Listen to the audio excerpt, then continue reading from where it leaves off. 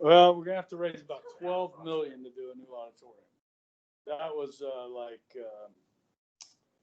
that was a few years ago when they were talking about that. And then the whole AC thing happened. Yeah. So just throw in another 6 for that, that nobody wants to really contribute to because, it's not athletics, it's not music, it's just heating and air and asbestos removal. Yes, there's Yeah, no. the things that make us breathe Yes, properly. yes.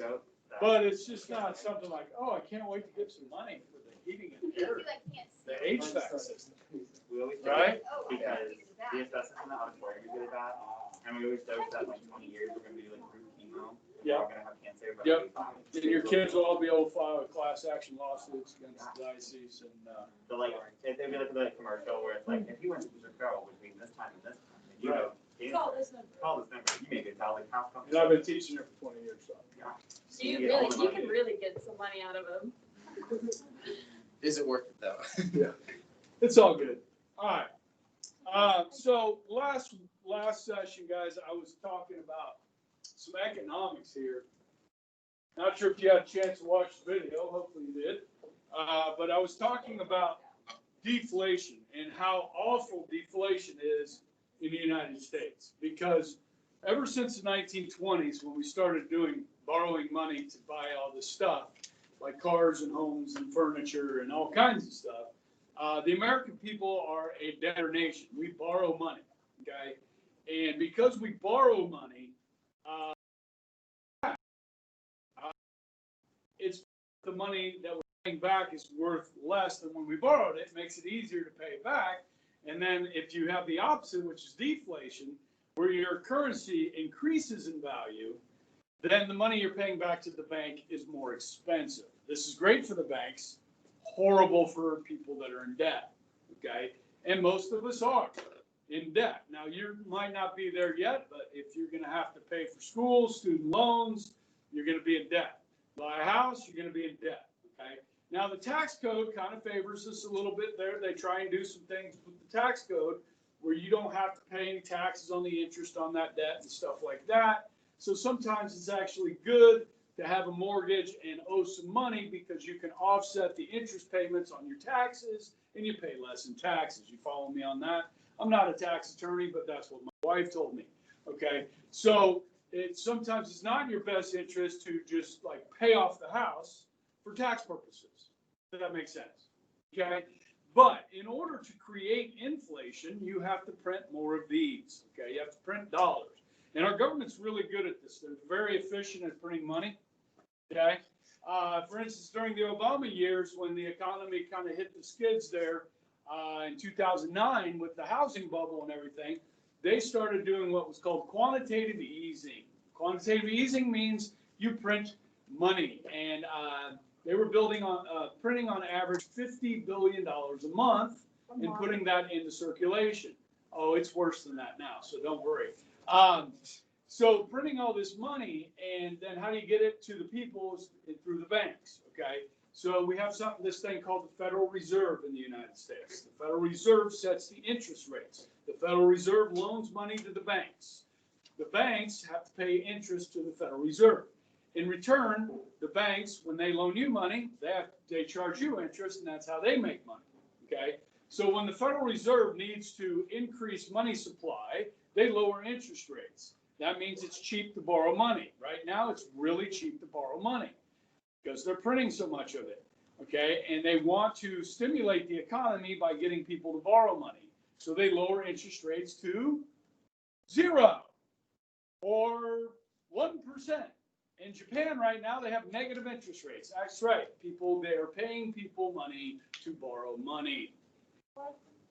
I'm not kidding, okay? Negative interest rates, okay? So they'll give you a little bit more than you ask for, okay? When you pay it back, you have to pay it back, but not all of it. That's negative interest rates, okay? We'll be there one of these days, I'm sure. But anyhow, and you can get a 30-year mortgage in this country right now. If you have good credit, for probably, under 4%. Okay, if you do a 15-year mortgage, you can get under 3%. which is great. Yes. My mom is in the mortgage business. Uh-huh. And the interest rates right now are really low. Really low. Great time to buy a house, ladies and gentlemen. Too bad you don't have any money. Everyone's refinancing. Ooh, especially. Yes. Because It's a great time to sell a house if you have like a starting family house, because those things are on the market right now. They are real selling estate like agent. hotcakes. The average amount of time a house is on the market is It's like probably days. less than a week. Yeah. I mean, they're flying. Okay. So if So- you own one, you can sell that now. Yeah, you can sell it, and you probably get a good price for it too. Probably Okay. not. Now, the problem with printing all this money is back in 1932, guys, we were on the gold standard, right? So they had to modify the gold standard to print all this money. So they would reduce the backing of a dollar, okay, backing of gold on a dollar to up to 50%. They settled on 59 cents. So each dollar would be worth 59 cents worth of gold. Today, because we printed so much money since then, as I gave the example of trying to pull a hair out of somebody's head and say, can I buy this much gold with a dollar? The answer is no. You can pull out somebody's really short hair like mine and not buy that much gold with a dollar. Because gold's selling at over $1,200 an ounce. Okay, so what's backing up this dollar? Nothing. Okay, except our faith in our economic system. Okay, now this dollar is still kind of the universal dollar of business. Okay, but if the dollar becomes so weakened at some point, the world may look for a different currency to use as the international currency of business, like say maybe the Chinese yuan or the euro. Okay, so these are Federal Reserve notes. Okay, and no longer are they gold certificates. Okay, so that's what I showed the class the other day, was these gold coins in gold certificates were what people would use. Okay, so you got your quarter eagle, your half eagle, your eagle were $10 in gold, your double eagle, $20 worth of gold. So they were printing these. You can see the dates that they were printing these, and then they stopped making them and made everybody turn in their gold. That way the government could stockpile gold, print more money, and create inflation to reverse deflation. Yes? And you had to turn your gold certificates in as well. And these now you can own as collector's pieces. These, okay, most of them were melted down, so it's very hard to find these anymore.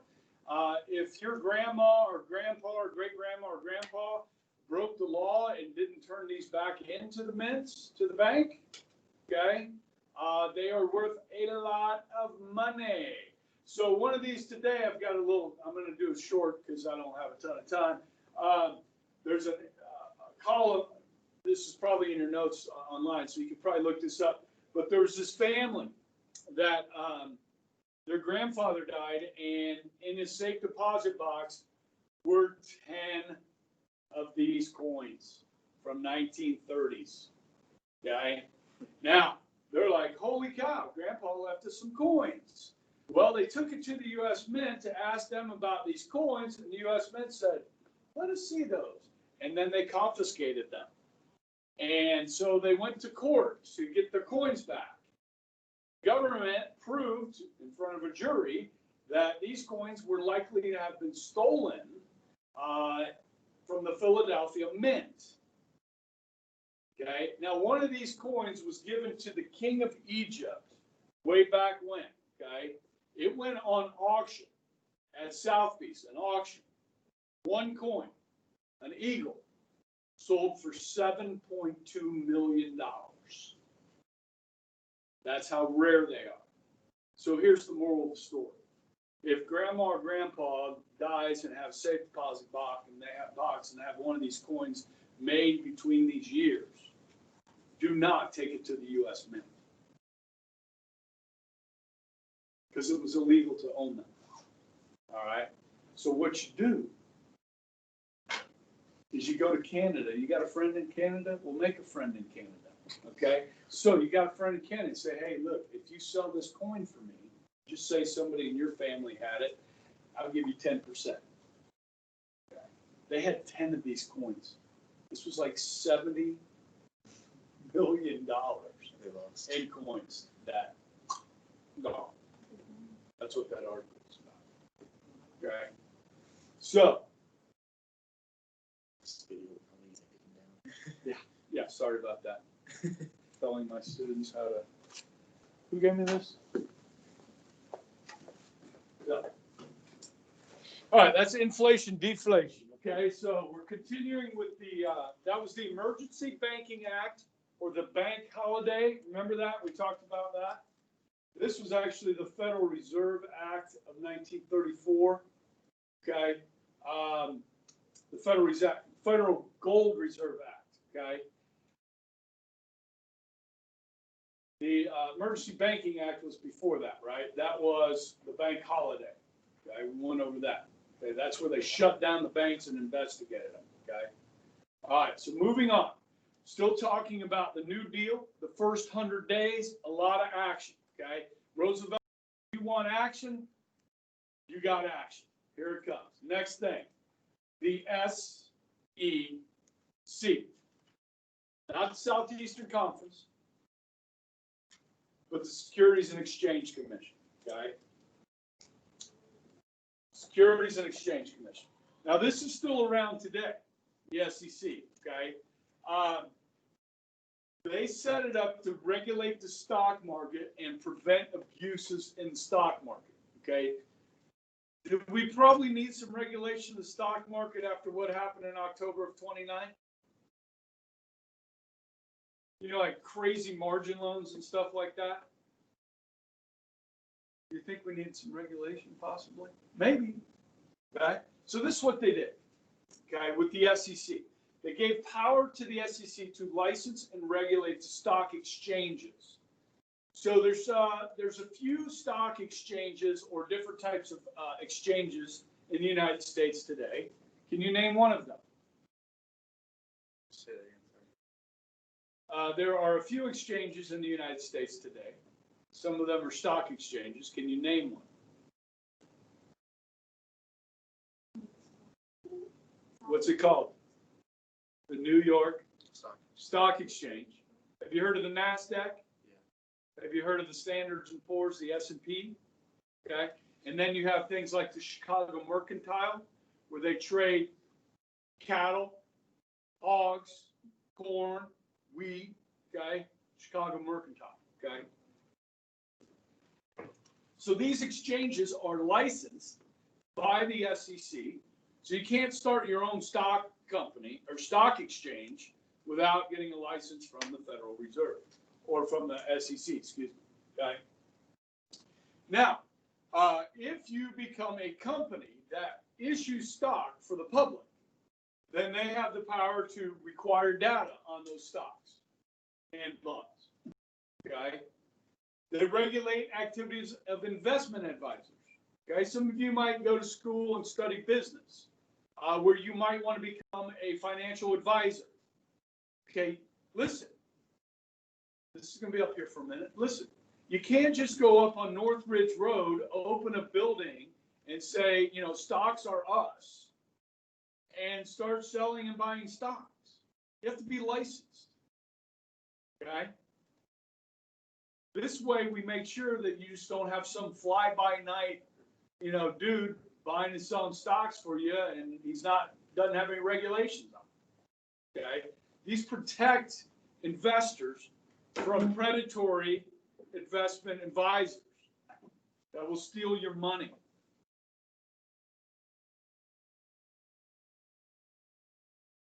And then, when somebody breaks the law, they prosecute fraud.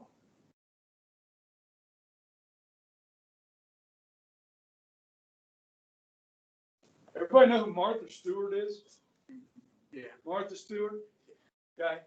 I mean, she kind of got her career kind of doing like homemaking, crafts, and stuff like that. And really, she had a really good brand going for herself, and was really famous, did cookbooks, all kinds of stuff, right?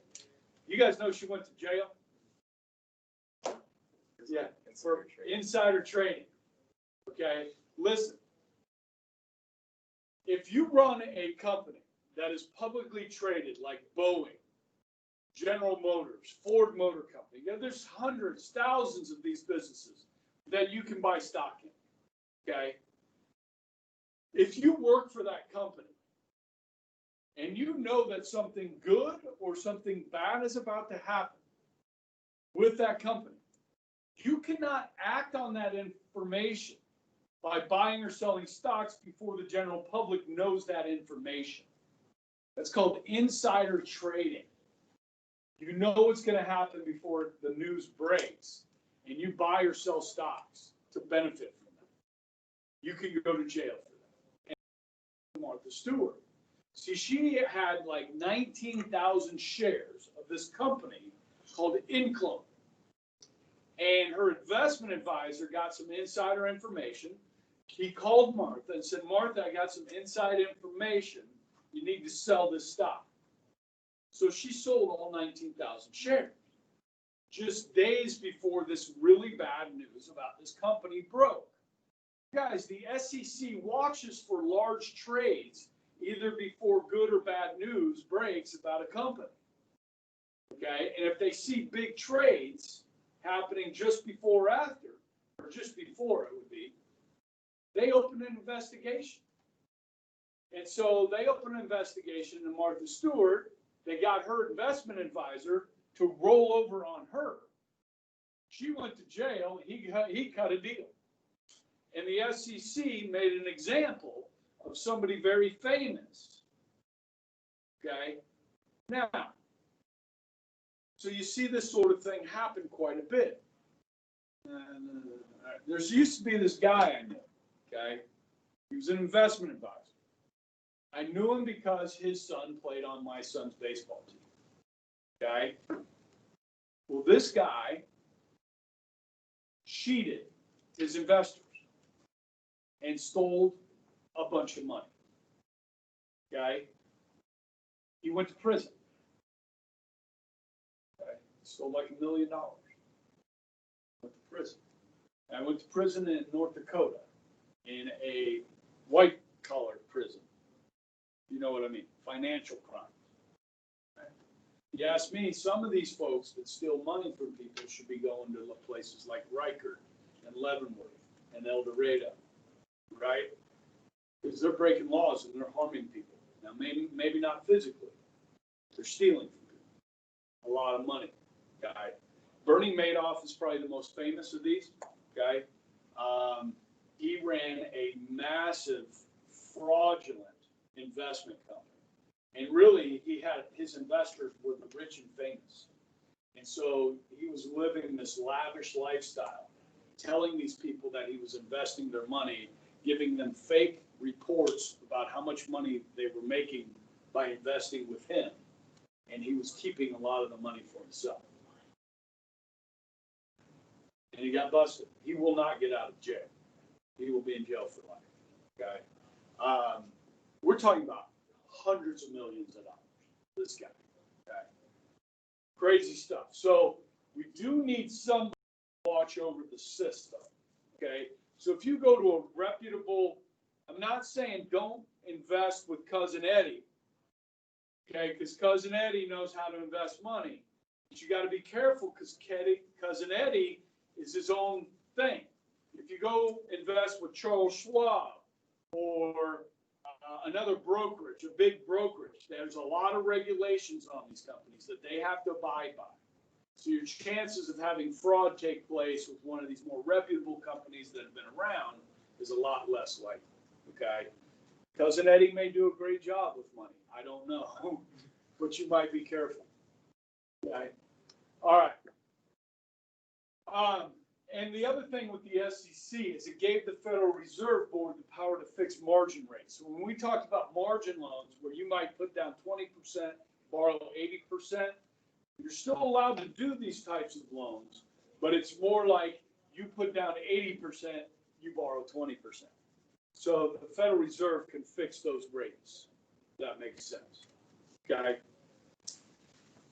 So the SEC is still around today.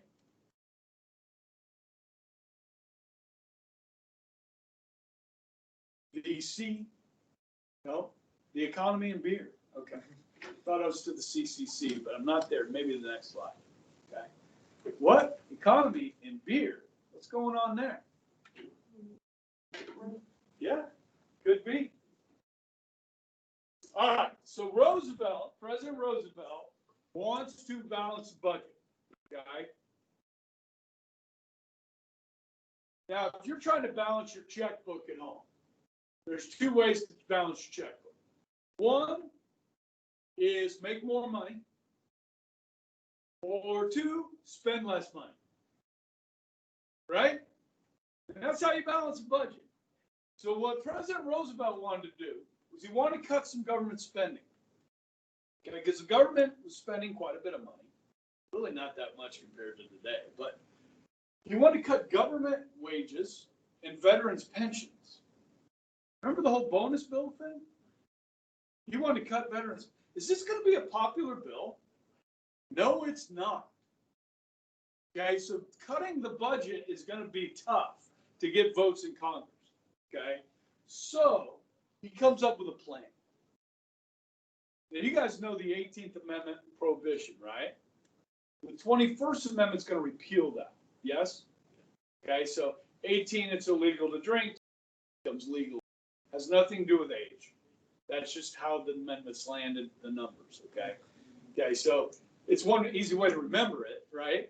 You're not supposed to drink when you're 18, but with the amendments, drink, okay?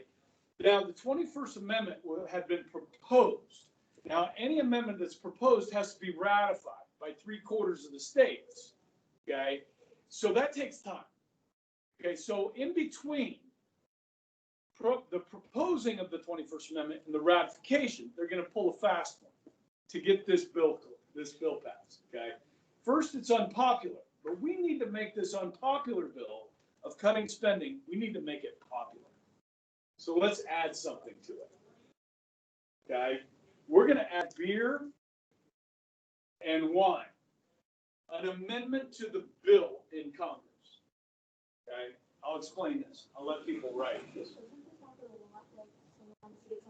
So they give someone something. So Yes, they add amendments, they add attachments, or another word for this is an earmark, or sometimes if people see it's wasteful, they'll call it pork.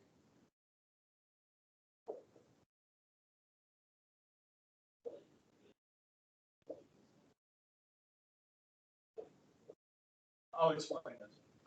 Okay. Now, it's you would know this if you'd taken government already, and we've been through that in government already. But we haven't gotten to this in government yet. Okay.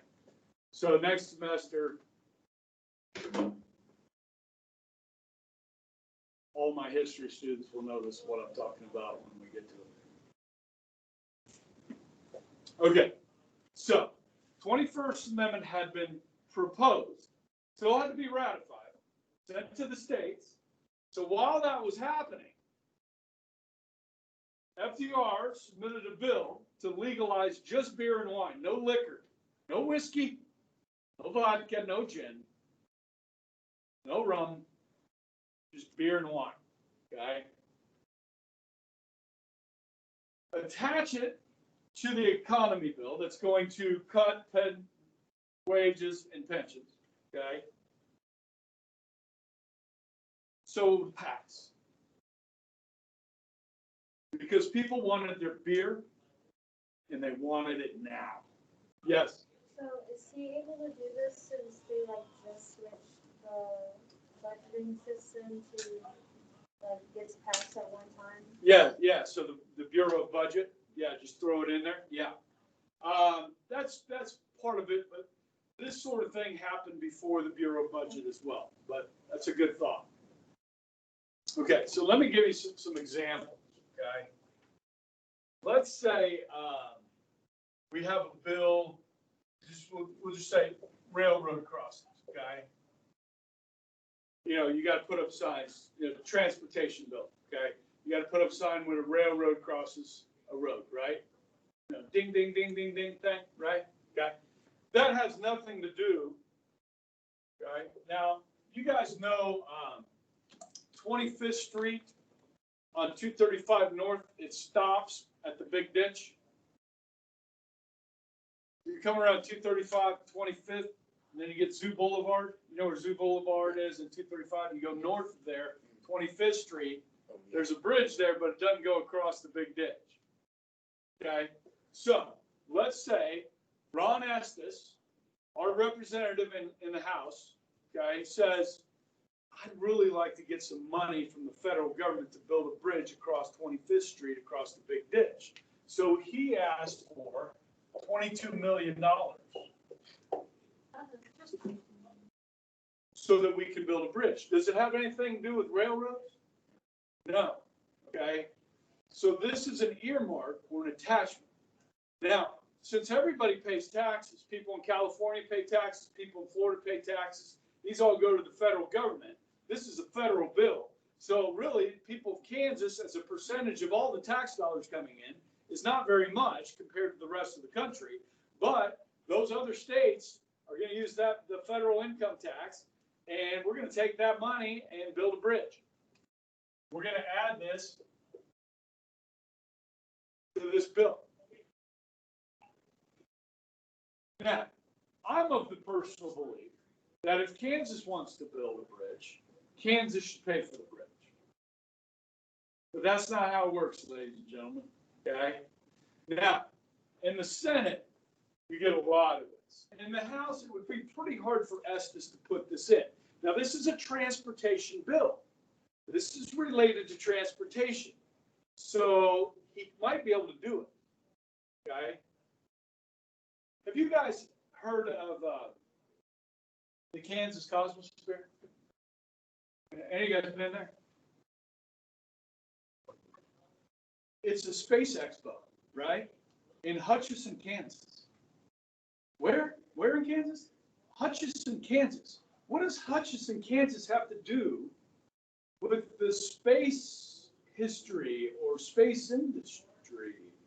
Nothing. Why would they build that in the middle of nowhere, Kansas? I mean, if you're going to build like a space museum, wouldn't you do it in like Houston, where NASA is, or maybe in Cape Canaveral, Florida, where they launched the shuttle? Why Hutch? I got two words for you. Bob Dole. Bob Dole? How many of you guys heard of Bob Dole? Bob Dole was a longtime senator from the state of Kansas. In fact, he wasn't just any senator. He was the Senate Majority Leader. Bob Dole brought home the bacon. Or the pork, if you will. He got the earmark, millions of dollars, built the Kansas Cosmosphere. And the taxpayers of the other states help fund it. Okay?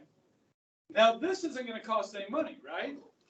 This is just going to allow beer and wine before the 21st Amendment's ratified, right? Can you explain this to me on a test? Hint.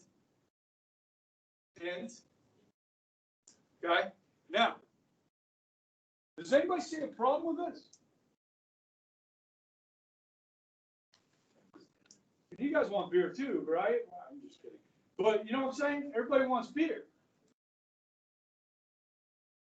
Is there anything wrong with this? What's wrong with it? Is it constitutional? What's the law of the land? The 18th Amendment is still the law of the land until it's ratified by 38 states, or 3/4 of the states.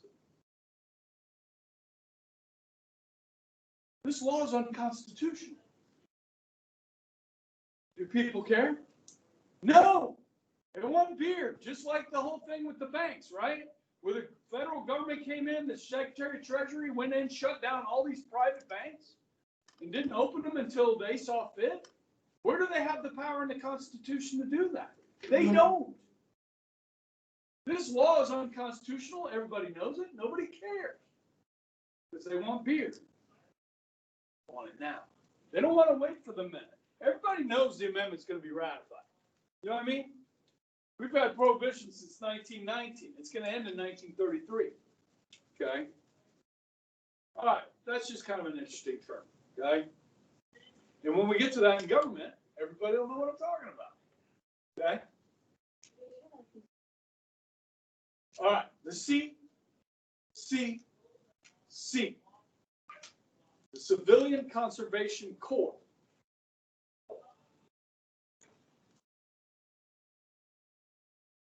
Now, this is really meant to help young men get jobs.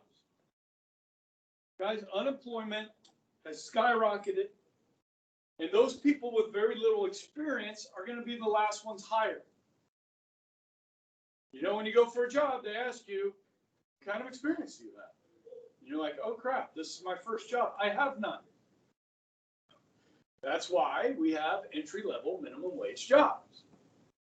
So you can get some freaking experience. Okay? And show that your next employer that I know how to do a good job. I know how to follow instructions. I know how to wear a uniform. I know how to be on time.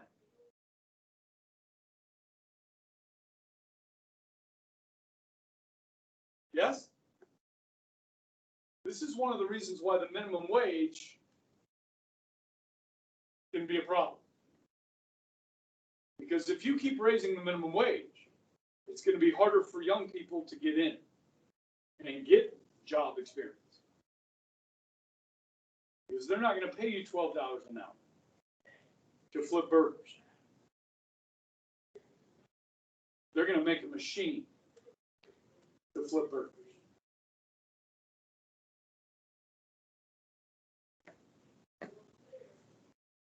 Okay. If you got a bunch of young men with no jobs, they're no longer in school, you got a recipe for what? They got nothing to do with their time. This is a disaster waiting to happen. Okay?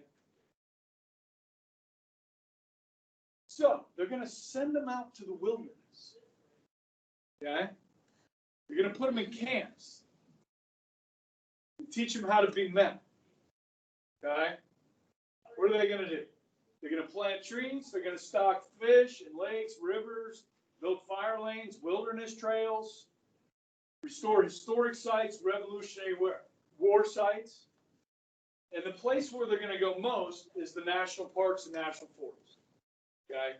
Have any of you guys ever been to one of our wonderful national parks? Which one? I've been to Yellowstone. Yes? And the Smoky Mountain. Smoky Mountain? Um, You've been to Colorado Rocky Mountain National Park? Okay. What about Grand Canyon? Grand Canyon? Are you guys like the Griswolds? Yeah, we go on a camping trip every year. Love it. Who else? Where you been? I've been to Yellowstone and the Tetons. Grand Tetons, yep. I mean, I've been to Colorado, so like there's a Yep. lot there. Yep. Isn't first I think it is. Yeah. Anybody else? National parks? Yosemite. Yosemite in California. I haven't been to that one. I heard it's beautiful. Now it's crowded usually because it's in California. And a lot of people want to get out of the city and go to Yosemite, right? And same thing with Yellowstone, right? Yellowstone's crowded. It's wonderful, okay? Now, Yellowstone, guys, up here, and the Grand Tetons were mentioned, just south of Yellowstone National Park. This is northwest Wyoming, okay? It's gorgeous. Now, you've all driven, a lot of you have driven across I-70, across to Colorado. It's a pretty boring drive, especially when you get to western Kansas and eastern Colorado. It's just flat and dry. But guys, driving across Wyoming is very beautiful, okay? So at Yellowstone, what's awesome about this ton of wildlife.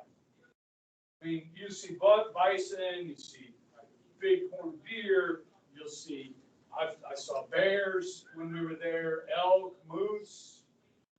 It's awesome, okay? You see a lot of that at Colorado Rocky Mountain too. We were there just before school started. We got up at 5 in the morning, got there before 6 because they had everything by appointment. You go before 6, there's no appointments. You didn't even pay, just went in. And that's when the sun's coming up. You know, that's when the wildlife are really active. So we saw several moose and elk and stuff in Colorado. But we went up even further, my wife and I, before we had kids, up here to Glacier National Park, which is awesome. I mean, you're not as many people, not near as many people, because it's so far to get there. But Yellowstone, we saw more wildlife in Yellowstone. Now, we did see grizzly bears in Glacier, okay? And there's signs everywhere, watch out for the bears. And you have to keep, if you're camping like we do, you have to keep the food in your vehicle, unless you're eating or cooking it. It's got to be in your vehicle, because the bears will come looking for your food, okay? And I think we saw like 4 grizzlies while we were there. Yeah, it's a little intimidating, but it's so beautiful. There's only one road that goes through Glacier National Park. It's called Going to the Sun Road. It's kind of like the one that goes through the Colorado Rocky Mountain National Park. You're looking off these really steep cliffs as you're driving.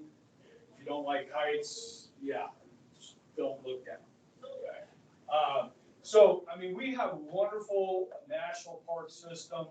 And the CCC, if you go to a lot of these national parks, you will see buildings and trails that were built by the CCC, okay? We're learning about them right now, okay? Now, this was a neat program for the inner city youth, 250,000 men. Now, they put them in these camps, and there's nothing out there. You live off the land. They paid these guys $30 a month. It's like $1 a day, okay? They got to keep 5. The other 25 would have to go home to mom and dad, to their family, okay? Because what are you going to do with $30 a month in the wilderness where there's no stores? What are you going to end up doing? 18 to 25-year-old guys. They're going to gamble and lose it, okay? So they could gamble with their $5, okay? But no, they're fishing, they're hunting, they're living off the land, and they're working, okay? Kind of a neat program. Now, some of you guys have Mr. Kent. His grandfather was in the CCC. Okay, I don't know if he ever told you about that. But this was a neat program. I would be in favor of doing this again. Okay, I'd like to see it done through private rather than government doing it, just because it costs taxpayer money to do it. Let's have private industry support this. Teach young people, not just guys, but young women and girls, especially from our inner cities, get them out of the inner cities, get them into the wilderness, maybe for a year or 6 months, teach them different things that they can use in real life. And I think we would have big companies like Amazon, Google, really encourage them to invest in this, and then people apply to go. It's kind of like the Peace Corps. They did it during Kennedy's administration. Young people, before they went to college, would go serve somewhere and do something, for other people. I like that. Our government spends enough money as it is. I think there's enough wealth in this country that we could convince to invest in this. You know what I'm saying?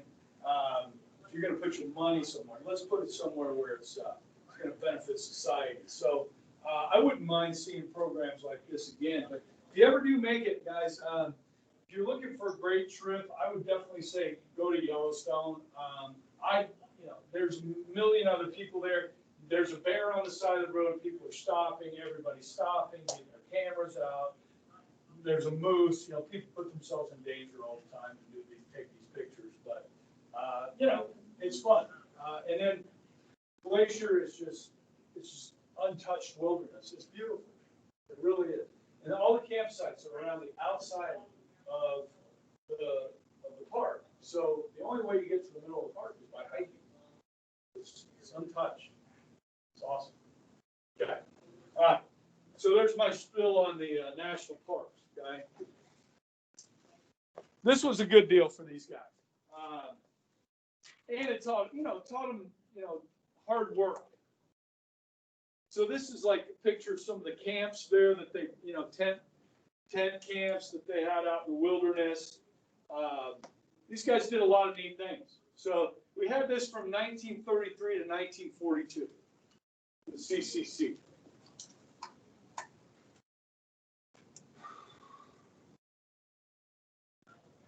$135? Do we have time to start the TVA? You want to write these down and then I'll explain them? So those of you who are note taking, you can just write those down and I'll explain it tomorrow in the lecture tomorrow. Okay? So we'll just keep rolling through the New Deal here, guys. Okay? And remember, most of this is happening in the first 100 days. Okay? This is like a just incredible amount of legislation coming through. Okay? The size of the U.S. government is going to go from about this big in 1932 to this big by 1936.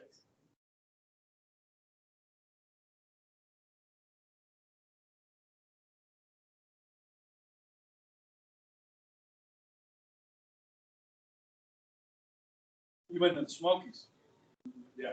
When I was a lot younger, I remember it a lot. But That's kind of the area we're talking about with Tennessee Valley, that area. My sister lives in northwest Tennessee, oh, yeah. northeast Tennessee, up in here. It's beautiful. We went this summer during the lockdown. Me and Lily just got in the car and drove to Tennessee. Went to Bill's Tower in Wyoming. Yeah. Is that Wyoming or South Dakota? I think it's Wyoming. Wyoming Devil's Tower? Yeah. Have you seen the movie Close Encounters of the Third They Kind? showed it there, but I thought it was so boring. Really? Yeah. I love that movie. Close Encounters of the Third, that's Spielberg. Yeah, they showed it there with it in the Yeah. background. Yeah, it's cool. They had like a little projector. Yeah. But like you said, there's nothing there. Like there was like 2 shops and like a campground. Yeah. And the pool that they had at the campground was horrible. Did you drive by Carhenge on the way home? You guys know Carhenge? You know Stonehenge in England? With the Yeah. big stones? There's a remake, I think it's in Nebraska. Because we went to Mount Rushmore, where the presidents are. And on the way home, we stopped at Carhenge. So they have these old cars, and they're all painted one color, and they have the exact same dimensions of Stonehenge in England, made out of old cars. I don't think we need that. That sounds like That's my kind family. of neat though. Our family does things like that. Yeah. We used to like that. We're a huge Corvette family, so we take Corvette trips. Nice. We haven't taken one since, I guess, 23 years. So like, they did like the Bourbon Trail